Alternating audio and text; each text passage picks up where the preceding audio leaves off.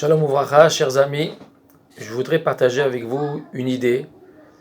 Tout le monde sait, tout le monde connaît la halacha, que si, Chas Shalom, un jour de Shabbat, il y a une personne en danger, eh bien on a le devoir, on a la mitzvah de transgresser le Shabbat pour sauver cette personne. Sur ça nous dit la halacha, non seulement qu'on a le devoir, mais de celui qui se précipite à Rezé Meshubach.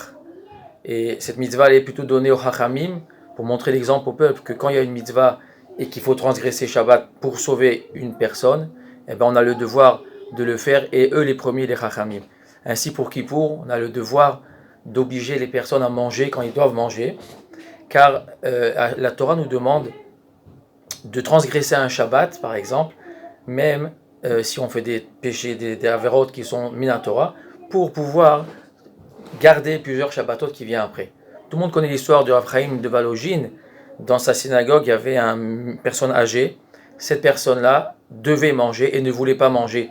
Donc ils ont fait appel à Rav Chaim de Volojine pour qu'il vienne l'influencer. Et il a vu qu'il ne réussissait pas à l'influencer. Il lui a dit, écoute, je suis prêt à échanger avec toi. Le jour du jeûne, la mitzvah que je vais jeûner, moi, le jour de Kippour, je suis prêt à l'échanger avec toi par la mitzvah que tu vas faire quand tu vas manger. Car de la même façon qu'il y a une mitzvah de jeûner le jour de Kippour, il y a aussi une mitzvah de manger quand on n'a pas le droit de jeûner. C'est une mitzvah minatora aussi grande que faire cette mitzvah de jeûner. Ça veut dire que les Chachamim nous disent des fois de ne pas faire de mitzvot ou même de faire une avera en soi-même sur une mitzvah. Quand aujourd'hui on nous demande, les Chachamim, suite à ce que les autorités nous demandent, par exemple de rester à la maison dans des cas de personnes âgées, dans les cas des femmes et des enfants, de ne pas aller à la choule quand c'est pas bien organisé, quand il y a plus que 10 personnes. Mais il faut savoir que non seulement qu'on a le devoir d'écouter les Chachamim, mais en plus, quand on reste à la maison, on fait une mitzvah. Comme les Chachamim nous ont dit de transgresser Shabbat pour sauver une vie, c'est une mitzvah, et bien de ne pas aller à la synagogue pour sauver des vies, sa vie ou la vie des autres, parce qu'on met en danger des personnes qui sont fragiles, et ben c'est une mitzvah. C'est-à-dire que quand on reste à la maison, des fois c'est difficile, on reste à la maison avec les enfants, on sent qu'on ne fait pas la tefila b'tzibour, il y en a qui ont raté même des fois parashat Zachor, on sent qu'on ne peut pas bien étudier, on sent qu'on rate des mitzvot. Ben, il faut savoir que c'est pas qu'on rate des mitzvot, il faut savoir que c'est la plus grande mitzvah qui peut exister, c'est de rester à la maison. Quand on va rester à la maison, quand il y a des cas de danger, on doit aller besimra, on doit aller chercher à faire ces mitzvahs. Vous savez que des fois on voit des personnes qui travaillent à Mada et qui sauvent des vies, et des fois on se dit, comment je pourrais faire cette mitzvah, sauver des vies? Des fois j'ai un copain qui travaille à Mada qui me dit, dans ma vie j'ai sauvé plus de 80 personnes, et puis je me dis, waouh, c'est énorme, comment on peut faire cette mitzvah? Aujourd'hui, il y a une mitzvah qu'on n'a pas souvent la possibilité de la faire, c'est de faire Atzalat Nefashot. Quand on écoute le Chachamim et qu'on reste à la maison, et qu'on ne va pas faire la Tefila B'tzibour, eh bien, indirectement ou même directement, on sauve des vies, on fait Atzalat Nefashot.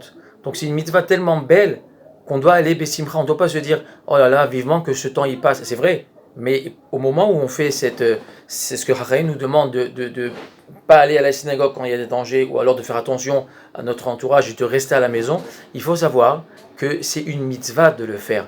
Et on doit le faire avec simcha, une mitzvah qu'on n'a pas souvent la possibilité de la faire. Ça s'appelle mitzvah de Atzalat Nefashot, directement ou indirectement. Donc quand on reste à la maison, il faut avoir la simcha, qu'on est en train de faire une belle mitzvah qui est beaucoup plus importante à la limite que la mitzvah de faire tefila b'tzibour, qui est une mitzvah des Rabbanan. Sefer Torah, c'est des Rabbanan. Mais cette mitzvah-là de ne pas sortir pour ne pas mettre en danger d'autres personnes, c'est une mitzvah énorme qui s'appelle Atzalat Nefashot. Et donc, faisons ça avec simcha, faisons ça on rentre, on va dire à notre femme, maintenant on fait une mitzvah. Si on reste à la maison, on fait une mitzvah. Et puis, Bezrat Hashem, il faut savoir que la période du Mashiach, ça sera une période qui est l'épreuve, ça sera l'épreuve de la Emouna. Donc on passe des moments difficiles, mais plus on va faire ça avec amour, avec simcha, et surtout sans stresser, toujours avec la joie, et bien c'est ça qui va donner la force d'arriver, de rapprocher le Mashiach, Bezrat Hashem, Bekarov Mamash, qu'on puisse recevoir le Mashiach avant Pesach, avec tous les miracles du mois de Nissan, qui veut dire, pas Nissim, mais c'est Nissan. Nissan, c'est plein de miracles, et Bezrat Hashem, qu'on puisse vraiment, Bekarov, nous tous, avec nos mitzvot qu'on fait maintenant, revoir le Mashiach, Bekarov Mamash.